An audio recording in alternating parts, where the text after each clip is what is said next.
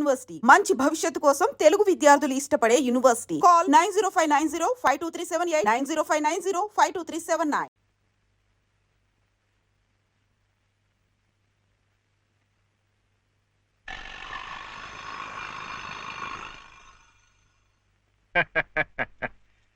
శివయ్య గారు వెళ్తూ నాకు ఈ తాళం చెవి ఇచ్చి వెళ్ళారు. అప్స్టేర్స్.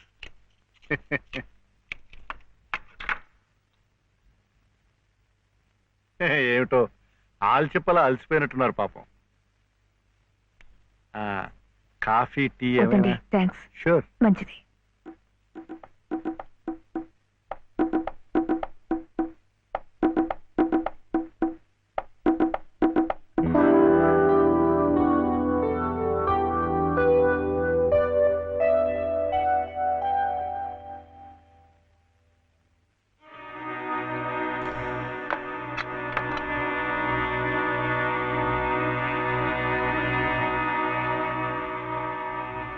తీసుకోండి ప్లీజ్. ఇరుగు పొరుగును మీరు అలసిపోతే నేను ఆదుకోవాలి, నేను అలసిపోతే మీరు ఆదుకోవాలి. అదేమిటోనండి నా జాతకం. ప్రకృతి స్త్రీ నా కళ్ళ ముందు కష్టపడుతూ ఉంటే చూడలేను, చూస్తూ ఊరుకోలేను. మీ సమస్యలు ఏమిటో నాకు చెప్పండి.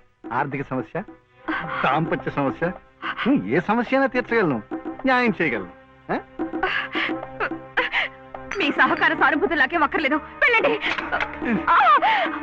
చూడు శివయ్య అర్ధరాత్రి దాకా ఇంటికి రాడు. నువ్వు ఒంటరిగా ఉన్నావు, అందంగా ఉన్నావు, నేను ఒంటరిగా ఉన్నాను, ఆకలిగా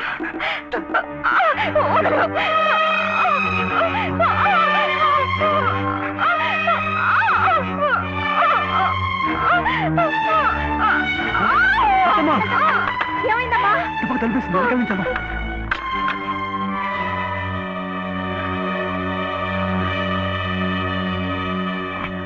అంత పని చేశాడా ఆ నా కొడుకుని? ఏం జరిగింది? ఇంత తొందరగా వెళ్ళిపోతున్నారు పాపం. ఏం జరిగిందా? నువ్వు లేనప్పుడు ఆ అమ్మ చేసి బలాత్కారం చేయబడియా? అలాంటి నరికి ముక్కలు చేయాలి. నన్ను ఇంత జరిగిన మగాన్ని చూస్తూ ఊరుకోవాలా? వాడిని బతకనీయకూడదే, ముక్కలు ముక్కలుగా నరికిపోతేది.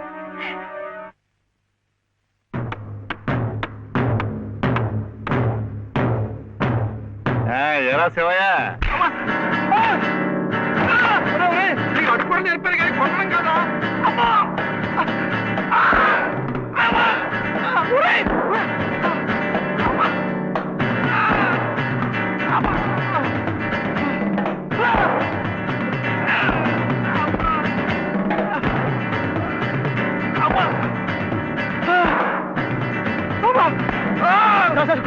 కొట్టకండి సార్, కొట్టకండి సార్. బాబాయ్ నన్ను చంపిస్తాడు.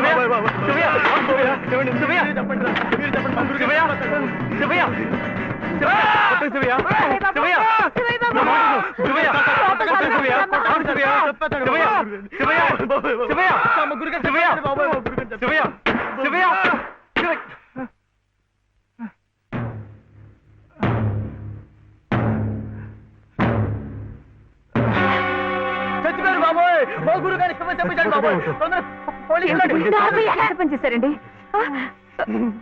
ఆయనకి ఏదైనా జరిగితే మన మీదకి వస్తుందేమో. డాక్టర్ దగ్గరికి తీసుకెళ్తే. గురుగారు బాబు, గురుగారు గురుగారు చచ్చిపోయారా? గురుగారు గురుగారు గురుగారు మా గురుగారు చచ్చిపోయారు. గురుగారు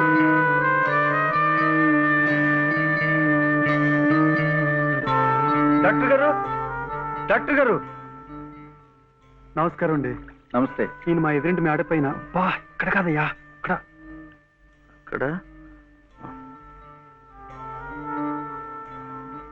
డాక్టర్ గారు కాస్త అర్జెంటుగా చూడాలి సార్.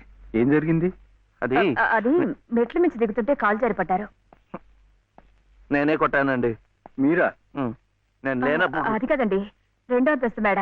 మెట్ల మించి దిగుతున్నప్పుడు కాలు జారినట్టుంది పాపం. అబద్ధం, అన్ని అబద్ధాలే.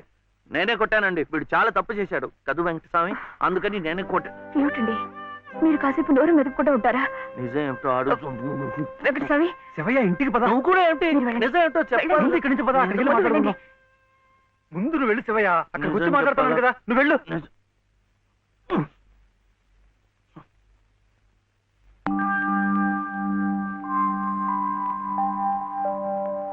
అప్పుడేమో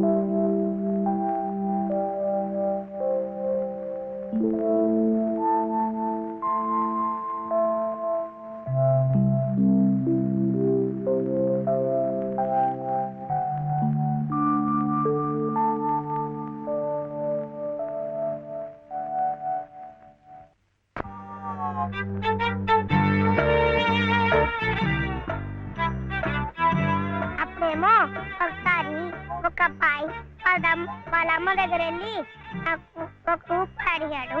ఆ రూపాయి ఇస్తే అది తీసుకెళ్లి కొట్టుకెళ్ళాడు. అప్పుడేమో ఆ రూపాయి పెట్టి బిస్కెట్ కొనుక్కున్నాడు. చిచి తప్పు అటు వెళ్ళకూడదు, పడిపోతావు. అప్పుడు వాడు బిస్కెట్లు తింటుంటే వాళ్ళ తమ్ముడు వచ్చాడు, నాకు ఇమ్మన్నాడు. వాడు ఈడన్నాడు. అప్పుడు గట్టిగా వచ్చాడు, సుబ్బులు, ఏ సుబ్బులు, సుబ్బులు, చాక్లెట్ రా బాబు, రారా. జాగ్రత్త జాగ్రత్త, మెల్లిగా మెల్లిగా.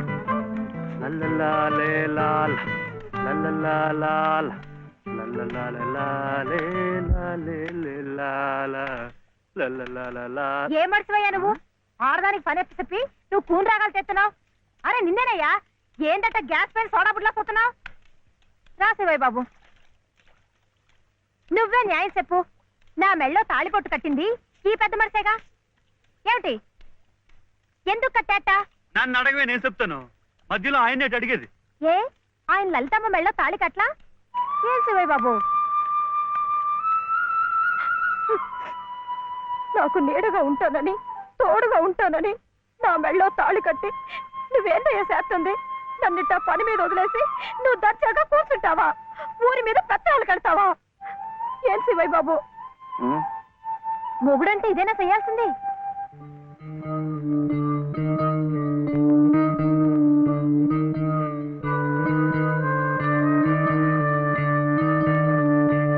నేను కూడా ఏమీ చేయకుండా కూర్చుని ఉంటే లలితమ్మ కూడా నీలాగే బాధపడుతుందా? మాకంటే పెద్దింటి పిల్ల కదా, ఇంకా బాధపడుద్ది. హా, ఆవిడ నీకేం చెప్పలేకపోతుంది గాని నువ్వు చెయ్యాల్సిన పనులు ఎన్నో ఉన్నాయి. చిన్నబాబుని స్కూల్లో చేర్పించాలా, నువ్వేదైనా ఉద్యోగం చూసుకొని ఇల్లు గడిసే ఉపాయం చూడాలా. ఇట్టాగే ఇవన్నీ నువ్వు చెయ్యాల్సిన పనులే కదా. ఏంటి,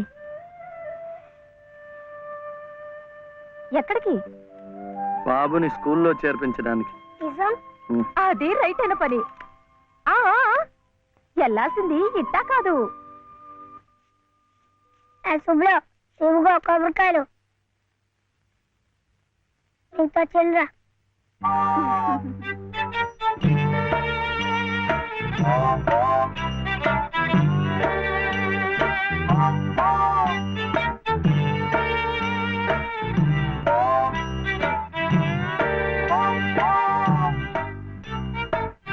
ఇది పెట్టుకో,